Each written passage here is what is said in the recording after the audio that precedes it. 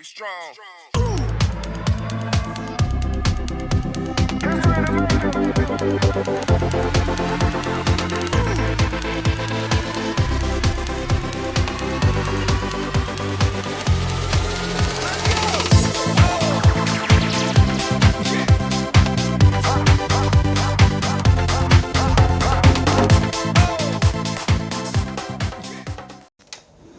Anyways, welcome back to another video of 12 years gone.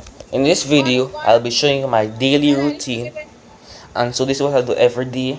I usually walk to the transport center and I get in the line and I wait till the bus arrives. I do that sometimes, but sometimes I take a taxi if the bus takes too long to arrive. So this is simply me just waiting in the line until I go inside the bus. And the bus will usually take around 10 minutes to reach my school. Anyways, I hope you enjoyed this video.